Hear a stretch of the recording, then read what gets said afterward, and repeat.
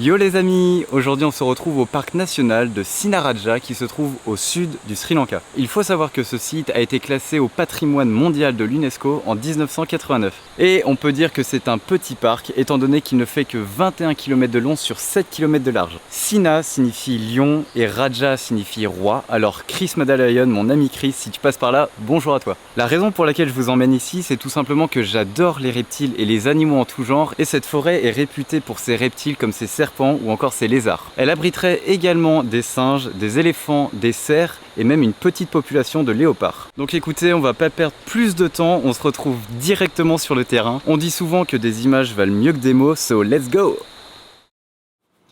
Pour cette exploration, j'ai donc fait appel à Bandula, un biologiste et guide local qui travaille dans cette forêt depuis 23 ans. Autant vous dire que la forêt, il la connaît comme sa poche. Il est donc venu me chercher sur les coups de 8 h du matin à mon hôtel, hôtel qui offre d'ailleurs une vue absolument incroyable.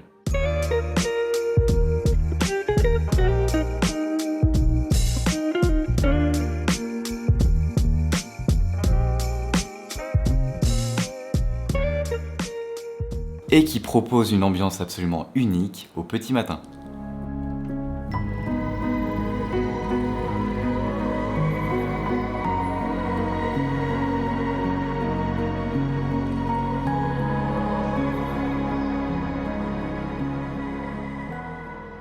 Si vous êtes intéressé pour venir dans cet hôtel, je vous mets le lien dans la description. Après un bon petit déjeuner et un gros café, direction Sinharaja. Mais Sinharaja, c'est quoi au juste? C'est une réserve forestière qui s'axe autour d'un grand fleuve, le Jinganga. Et en général, en Asie, qui dit petit fleuve dit cascade.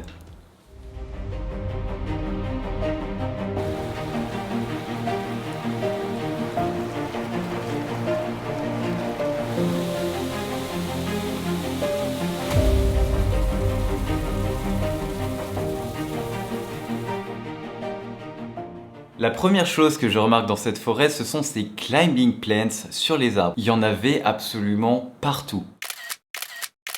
Et je ne saurais pas vraiment expliquer pourquoi, mais je trouvais vraiment cette plante absolument magnifique et c'était tout simplement la plus belle de la forêt. Au bout de 15 minutes de marche, on commence déjà à observer les premières espèces endémiques de ce pays, comme la lanterne bug ou encore la giant wood spider.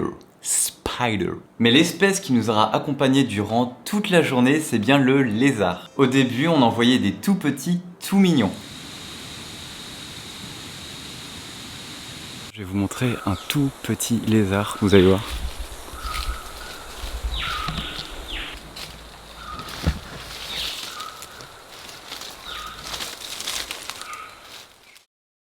Et plus on s'enfonçait dans la jungle, plus ils étaient à la fois beaux et gros. Bon, il nous aura fallu que 5 minutes avant d'en trouver un autre que je vais vous montrer juste là.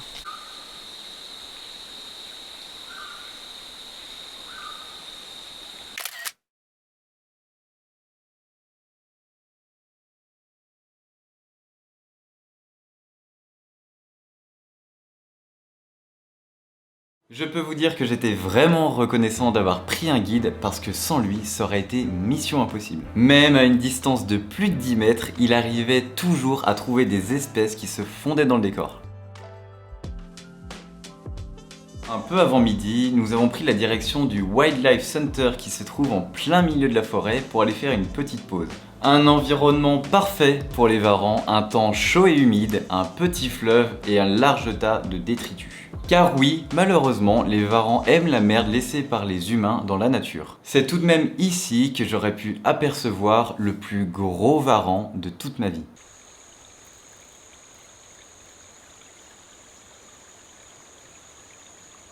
À la moitié de l'expédition, on décide donc d'aller faire un petit pique-nique au bord du fleuve, le Jinganga. C'est à ce moment-là que je fais la connaissance d'une espèce un peu moins endémique, la sangsue. Ouais, par contre vous avez vu, je me suis fait bouffer par les sangsues. Alors j'avais bien mis ma chaussette et bien mis mon pantalon, mais je me suis bien fait bouffer quand même. Et de l'autre côté c'est pareil, un peu de sang, voilà. Et si t'as envie de voir à quoi ressemble une sangsue, c'est cadeau.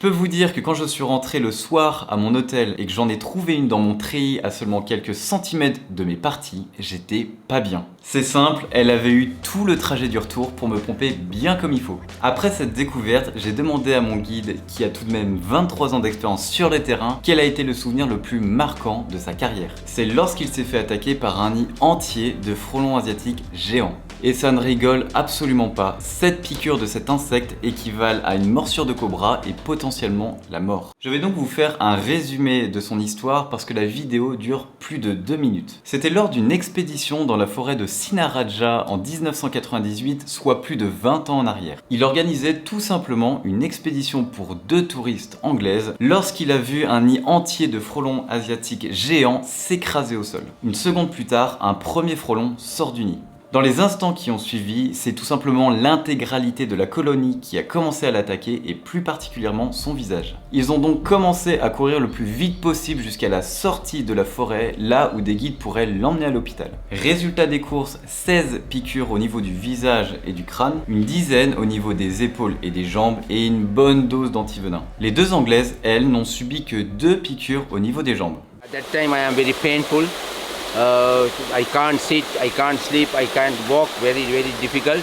7 hornets are venom, like cobra venom. But they are attacked to me near to the brain, 16 hornets. But I am still survived. Yeah. Évidemment, je vous ai gardé le meilleur pour la fin, alors patientez encore un petit instant. Il faut savoir que dans l'après-midi, il y a eu beaucoup plus de marches que d'observations animalières. Bon, du coup, là, ça fait 1 heure qu'on a repris la marche depuis notre déjeuner.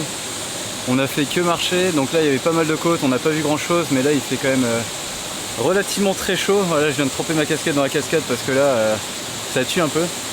Mais voilà, c'est plaisant, on est en pleine nature, il n'y a pas beaucoup de monde et il fait super bon quoi. Je me souviens d'avoir dit à ce moment-là à mon guide Bandula, si tu arrives à dénicher un serpent, cette journée sera absolument parfaite pour moi. Il rigole, puis on continue tout simplement notre petite randonnée. Et là, seulement 10 minutes après, mes prières furent exaucées. Bon ok, en vrai c'est juste parce qu'il est beaucoup trop chaud. Et là je le vois commencer à faire genre wow, a snake, I will bring it to you. Je le vois descendre une petite quinzaine de mètres dans la forêt avant de me ramener un petit serpent arboricole totalement inoffensif.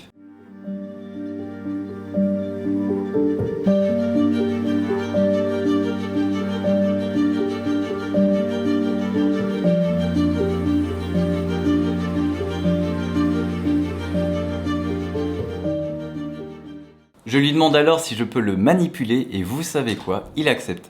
Il est tout mignon, il est trop beau, il est tout... Bah, c'est un tout petit bébé hein, mais... il est tout mignon. Ouais, il est incroyable, c'est tout doux en plus, vraiment ça a une... Je sais pas, c'est hyper doux à prendre. Je pensais pas que c'était aussi doux, c'est la première fois... C'est la deuxième fois que je tiens un serpent. Bah, celui-là est quand même beaucoup moins hargneux. Mais il est incroyable, il est tout doux. Il est incroyable.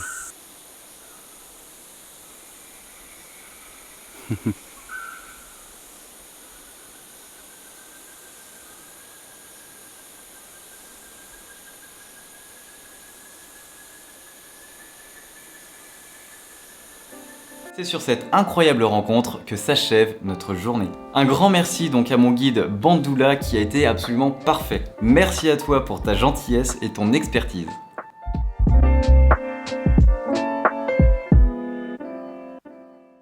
Comme vous avez pu le voir à mon sourire, cette journée a été absolument incroyable et j'ai complètement adoré. Je vous conseille donc de venir également dans la forêt de Sinharaja si vous aussi vous voulez faire ce genre d'expérience. Je te laisse donc mettre un petit pouce bleu et t'abonner, ça me fera super plaisir. Et je te dis à la semaine prochaine, ciao!